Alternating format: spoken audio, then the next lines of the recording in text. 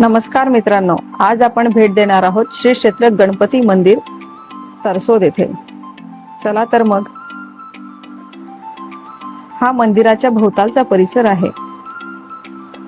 मंदिरात अतिशय शांतता असते आणि खूप सुंदर वातावरण सुद्धा आहे। मंदिराच्या समोरच्या भागात महादेवाचे पिंड आहे।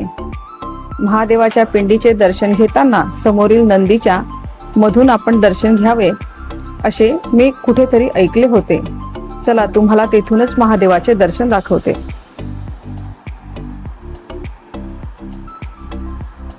बघा पिंड किती छान दिसते आहे।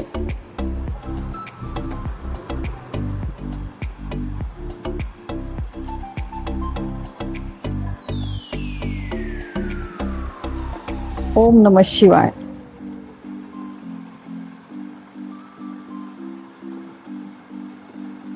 जेथे गणपती बाप्पाचे मंदिर तेथे गणपती बाप्पाच्या बाप्पांचे सुद्धा मंदिर।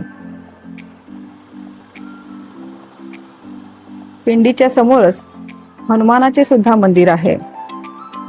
तसेच आपली एकविरा मातेच्या मंदिराला बघून मन खूप प्रसन्न होते, जणू कशी काही आपली आईच आहे। मी कधीही तिथं मंदिरात गेल्यानंतर मला आईची कमी भासत नाही। त्रिशूल सुद्धा खूप सुंदर आहे। समोरच प्रसादाची सोय केलेली आहे, तुम्हाला मी सुद्धा दिसत असेल। चला आता वळूया आपण आपल्या बाप्पाच्या दर्शनाला। अतिशय सुरेख असे तरसोद येथील श्री गणपती बाप्पांचे मंदिर।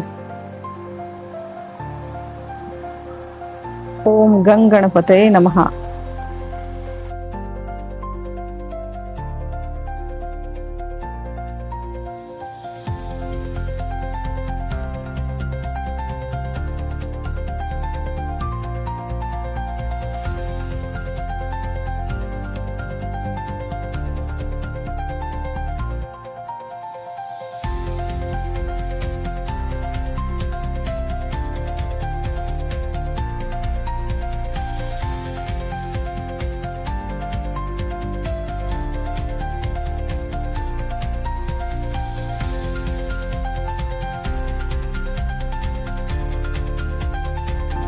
चला तर मग मित्रांनो, गणपतीच्या मंदिराचा इतिहास जाणून घेऊया।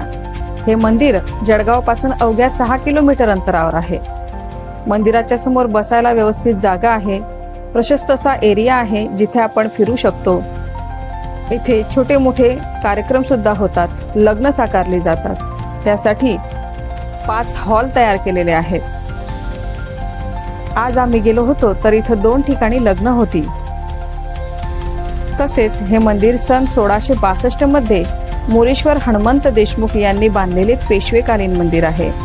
मंदिरात मोठमोठी वृक्ष आहेत। हे चिंचेचे वृक्ष बघून तुम्हाला समजत असेल की मंदिर किती जुनं आहे। मंदिराच्या बाजूला कार्यालय आहे, तेथे देणगी स्वीकारली जाते। त्याच्याच समोर खूप मोठे अशी पटांगण आहे। ह्या पटांगणामध्ये मुले खेळतात। त्यानंतर बगीचा सुद्धा आहे। आता खूप सारी डेव्हलपमेंट केलेली आहे, पूर्वी एवढी नव्हती। लॉन केलेला आहे।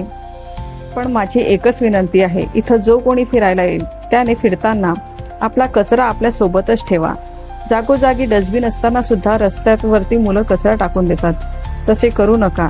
झाडांना तोडू नका।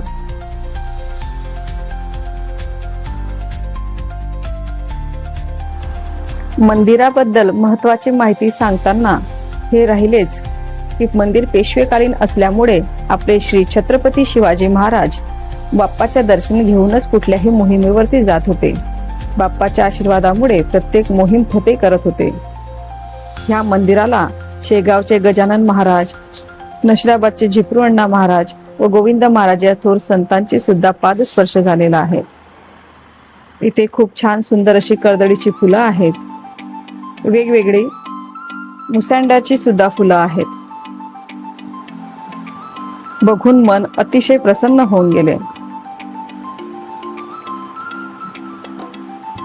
येथील झाडे जणू कशी बोलत आहेत।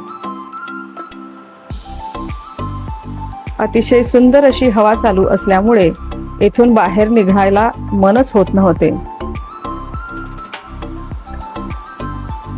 पावसाळ्याच्या वेळेस येथे यायला खूप मजा वाटेल.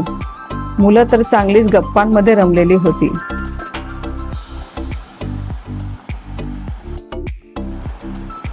हे देवस्थान जागृत आहे व इथे सर्व मनोकामना पूर्ण होतात.